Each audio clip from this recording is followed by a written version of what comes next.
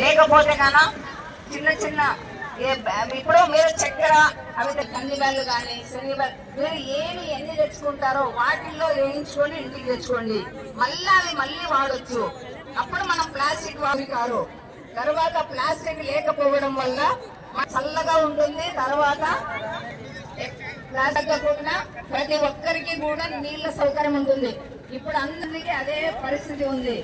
ఎందుకు కుళాయి జనార్దన్ రెడ్డి గారు ఇంకా ముందుకు రాలేదు ఇవ్వడానికంటే ఇప్పుడు నీళ్లు చాలా తక్కువైనాయి. ఊరికే కుళాయిలు ఉత్త కుళాయిలు ఇచ్చి లాభం లేదు.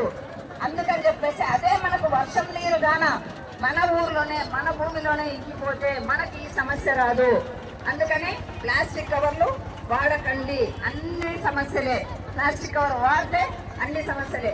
ఇంకొకటి స్కూళ్ళ దగ్గర పంకులలో పిల్లలందరూ ఏమేమో బయట గుడ్డల్లో కొనుక్కొని తింటున్నారు. అది ప్యాకింగ్ చేసినవి ఎప్పుడో నెలప్పుడో 6 నెలలప్పుడో సంవత్సరం అప్పుడు చేసి ఇస్తామని చెప్పారు వాళ్ళు.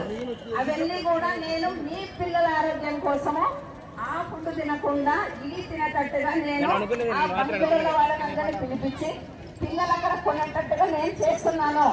మీరు కూడా మన పిల్లలకి అందిద్దాము. మీరు కూడా అదే చెప్పండి మీ పిల్లలకి. నేను చూసుకుంటా వాళ్ళతో మాట్లాడాను. సంక్రాంతి తర్వాత మొదలవుతుంది అది.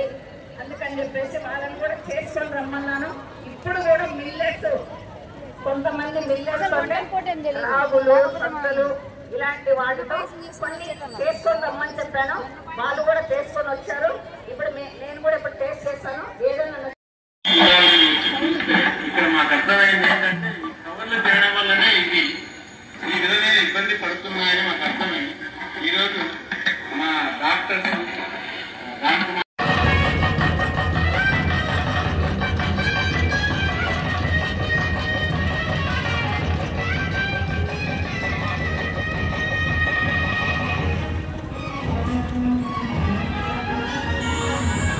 జీవనదుల గాలి